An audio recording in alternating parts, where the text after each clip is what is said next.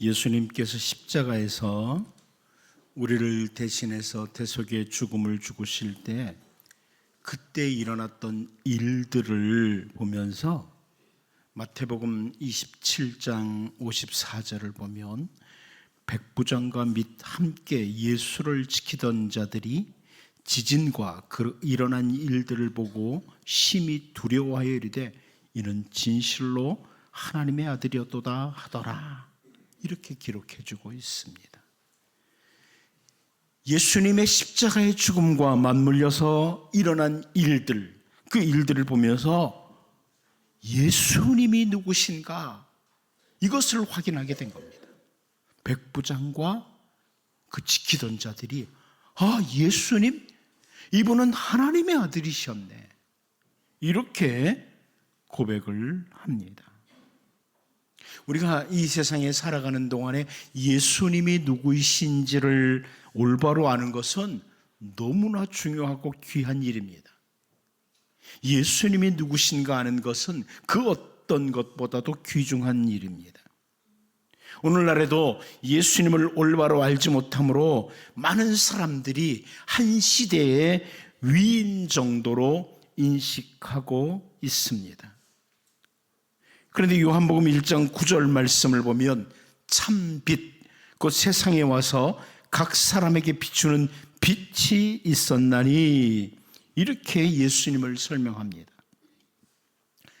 태초부터 계신 말씀, 하나님과 함께 계신 하나님의 아들 예수 그리스도가 참 생명이시고 참 빛으로 세상에 오셨다.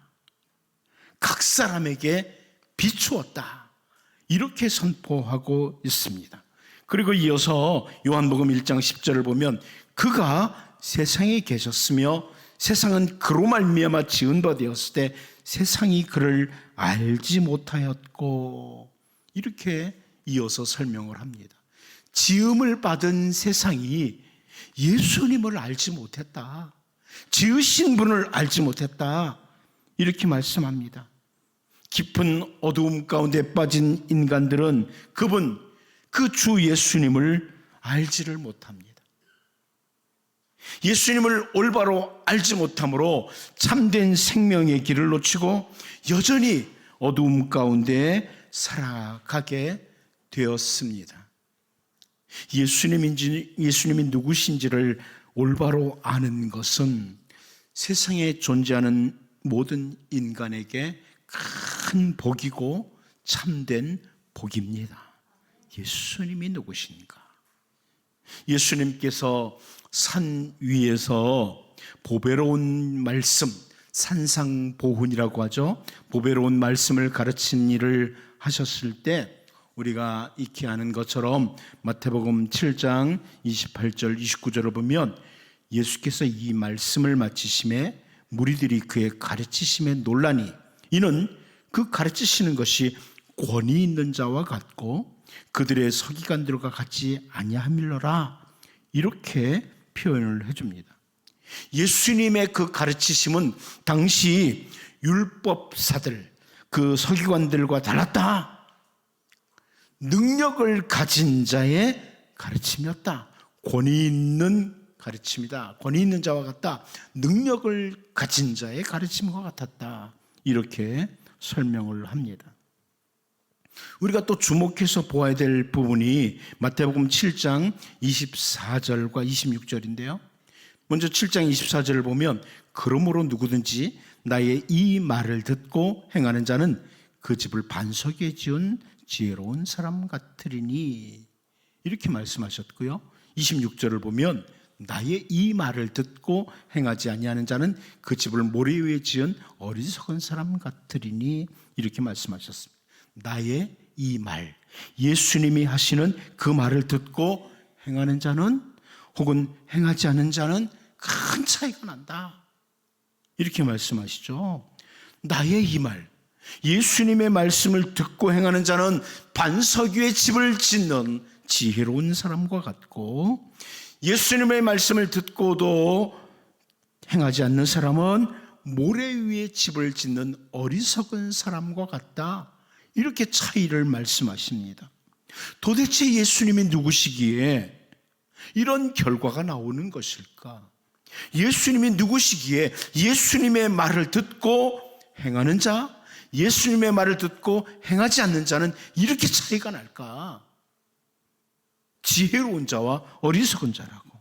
여러분, 이제 오늘 본문을 통해서 그 예수님이 누구이신지, 그 예수님이 도대체 누구이신지, 그 말씀을 듣지 않는 자들을 지적하는 오늘 본문 말씀을 보면서 우리를 돌아보고 우리는 예수님의 말씀을 듣고 행하는 정말 지혜롭고 복 있는 자들로 설 수 있기를 바랍니다.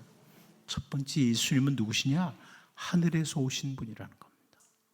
예수님은 하늘에서 오신 분이다. 우리 본문 13절을 먼저 봅니다. 같이 한번 읽어보겠습니다. 시작. 하늘에서 내려온 자 곧 인자 외에는 하늘에 올라간 자가 없느니라. 여러분, 예수님은 자신을 가리켜서 하늘에서 내려온 자다, 하늘에 올라간 자다, 이런 표현을 합니다. 예수님은 하늘에서 내려오신 분이시라는 겁니다. 하늘에서 내려오신 분이라. 다른 곳에서도 그런 말씀을 하셨어요. 요한복음 6장 38절을 보면 내가 하늘에서 내려온 것은 내 뜻을 행하려 함이 아니요 나를 보내신 이의 뜻을 행하려 함이니라, 이렇게 말씀하십니다. 삼위일체 하나님의 제2위이신 성자 하나님께서 하늘로부터 내려오신 목적이 있다. 그 목적이 뭐냐? 그 목적은 성부 하나님 아버지의 뜻을 행하려고 왔다. 이 땅에 아들 예수님을 파송하신 하나님의 뜻, 그 뜻을 행하기 위해서 오셨다, 이렇게 선포하시는데, 이 말씀하시면서 내가 하늘에서 내려온 것은, 이렇게 말씀하십니다. 예수님 하늘에서 내려왔다고 계속 강조를 하시죠. 또한 요한복음 6장 41절 42절도 보면 자기가 하늘에서 내려온 떡이라 하심으로 유대인들이 예수에 대하여 수군거려 이르되 이는 요셉의 아들 예수가 아니냐? 그 부모를 우리가 아는데 자기가 지금 어찌하여 하늘에서 내려왔다 하느냐? 이렇게 표현을 합니다. 여러분, 예수님께서 자기 선언이라고 하죠. 이게 예수님이 자기 선언을 하신 것 가운데 나는 생명의 떡이라, 이렇게 말씀을 하셨고, 하늘에서 오셨다 이렇게 말씀하시니까 하늘에서 내려온 떡이라고? 하늘에서 내려온 생명의 떡이라고? 우리는 저 사람 요셉의 아들이라고 알고 있는데 왜 자기가 하늘에서 내려왔다고 하지? 이렇게 말하는 겁니다. 예수님 분명히 자기들이 알기로는 요셉과 마리아의 아들이고 우리가 부모를 안다고 반응을 하자 예수님께서 다시 길게 설명을 하시면서 요한복음 6장 51절에서 나는 하늘에서 내려온 살아있는 떡이니 사람이 이 떡을 먹으면 영생하리라. 내가 줄 떡은 곧 세상의 생명을 위한 내 살이니라 하시니라. 이렇게 예수님의 십자가의 죽음을 설명하십니다. 예수님이 이렇게 하늘에서 내려오신 분이라 이렇게 표현합니다. 하늘에서 내려오신 분이시기에 하나님 아버지의 뜻을 행하시고 하늘에서 내려오신 분이시기에 사람들에게 영생하도록 하기 위하신 분, 그리고 참된 생명을 주시는 분이라고 이렇게 선포하시는 겁니다. 자, 그런데 그러면 이제 그럼 하늘이라는 이 표현을 우리가 주목할 필요가 있습니다. 하늘이 도대체 어디냐? 이 하늘이라는 이 표현은 히브리 사람들이 생각할 때 하늘이라는 이 단어는 단순히 공간적인 개념으로 저 위에 하늘 어느 곳, 공간 어느 높은 하늘을 가리킬 때 사용하는 단어가 아니라 하늘이라는 히브리 사람들의 이 표현은 초월적인 존재다, 이런 의미입니다. 초월적인 것을 가리켜요.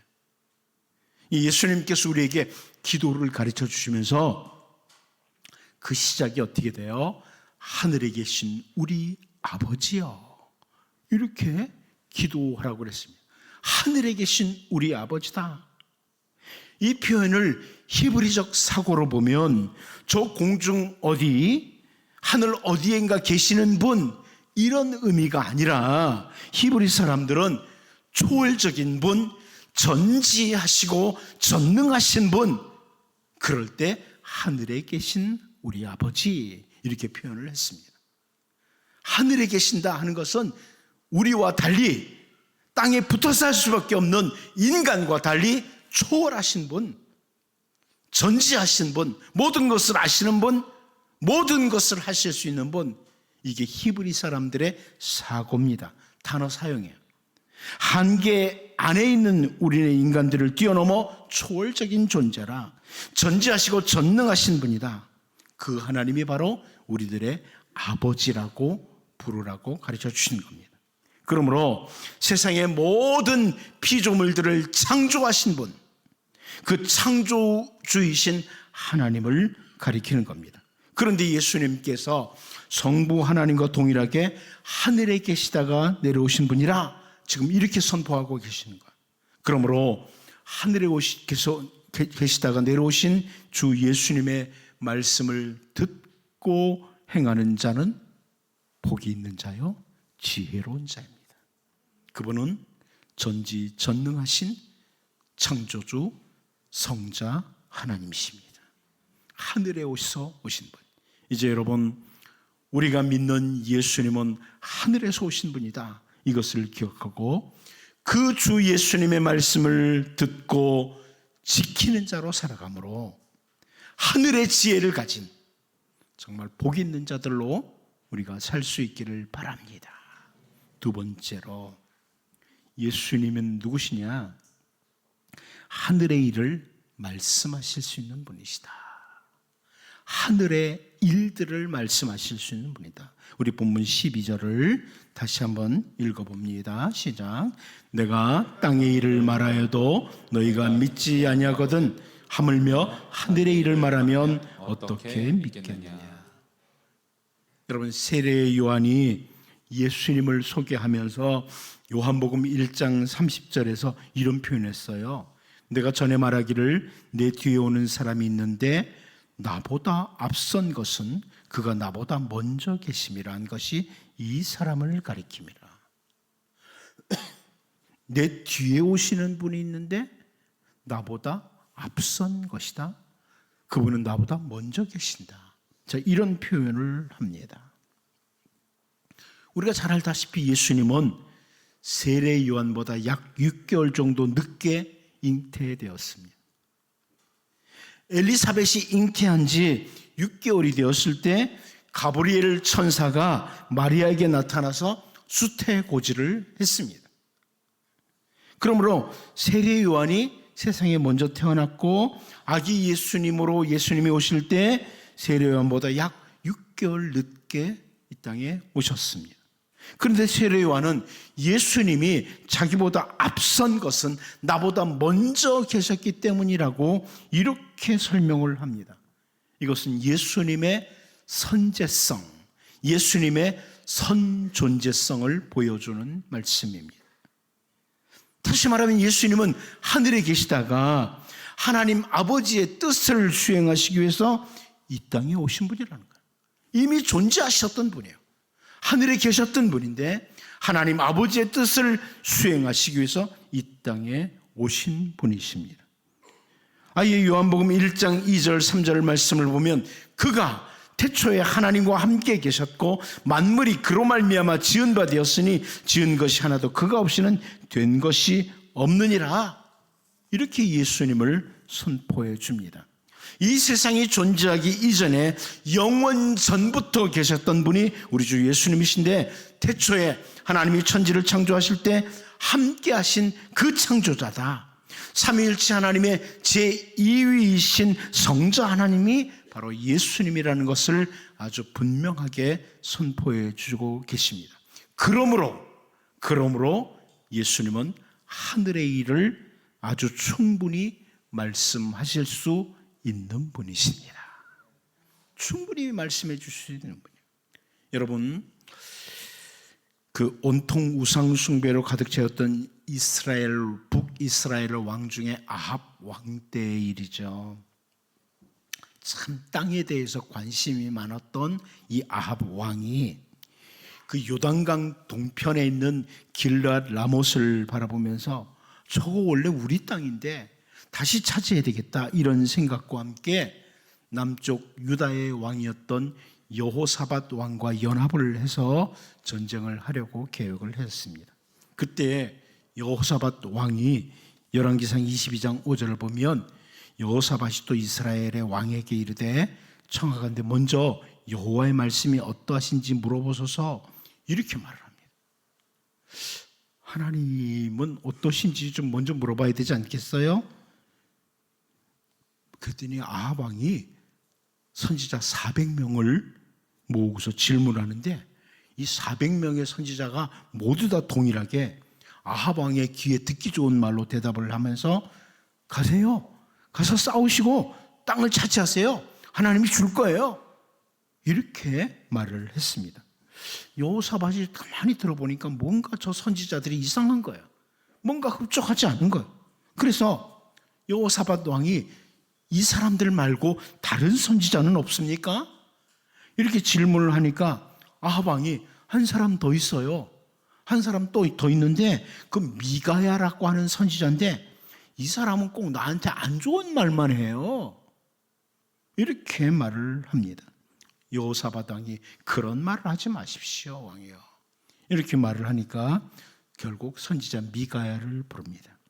미가야 선지자가 처음에 와서는 가서 전쟁하세요, 그냥 이렇게 비꼬죠. 그러다 똑바로 말해라 하니까 열왕기상 22장 19절을 보면 미가야가 이르되 그런즉 왕은 여호와의 말씀을 들으소서. 내가 보니 여호와께서 그의 보좌에 앉으셨고 하늘의 만군이 그의 좌우편에 모시고 서 있는데 하면서 쭉 설명을 합니다. 선지자 미가야가 하늘의 하나님을 바라본 거예요. 하늘에서 있었던 일을 보게 된 겁니다. 한마디로 범죄를 계속하는 아합으로 인해서 하늘에서 일어난 일을 선지자가 말을 하는 겁니다. 그런데 이 선지자 미가의 말을 듣고 난 후에 아합은 완전히 그 말을 무시하고 전쟁터에 나가게 되고 거기서 죽음을 맞이하게 됩니다. 자, 이렇게 종종 선지자들을 통해서 하나님께서 알려주심으로 하늘의 일들을 말하기도 했습니다. 하늘에서 일어난 일들을 말하기도 했습니다. 하지만 우리 주 예수님은 태초부터 하늘에 계시다가 내려오신 분이시기에 하늘의 일을 가장 잘 하시고 하늘의 일을 정확히 말씀해 주실 수 있는 분이십니다. 그러므로 우리가 주 예수님의 가르침과 말씀들을 가만히 보면 하나님 나라에 그 초점이 맞춰져 있어요. 여러분, 복음서를 쭉 읽어가다 보면 예수님은 그 모든 말씀들이 하나님 나라에 초점이 맞춰져 있습니다. 하나님 나라. 이 예수님은 비유로도 많은 말씀을 가르쳐 주시는데 천국, 하나님 나라를 많이 말씀해 주셨죠. 제자들이 예수님에게 왜 비유로 말씀하시는지 질문을 했을 때 마태복음 13장 11절을 보면 대답하여 이르시되 천국의 비밀을 아는 것이 너희에게는 허락되었으나 그들에게는 아니 되었나니, 이렇게 말씀을 하십니다. 천국의 비밀을 아시는 분, 하나님 나라의 비밀을 아시는 분, 하늘의 일을 말씀하실 수 있는 분이 우리 주 예수님이십니다. 여러분, 하늘의 일, 영원한 것을 우리에게 말씀해 주신 예수님, 이 예수님의 말씀을 우리가 그 우선적으로 받아들임으로 정말 복 있는 인생으로 지혜 있는 자로 살아가는 이 복이 임하기를 바랍니다. 마지막 한 가지 더 봅니다. 듣고도 믿지 않는 자들을 보려고 합니다. 예수님의 이 말씀을 듣고도 믿지 않는 자들, 우리 본문 12절을 다시 한번 읽어봅니다. 시작. 내가 땅의 일을 말하여도 너희가 믿지 아니하거든 하물며 하늘의 일을 말하면 어떻게 믿겠느냐.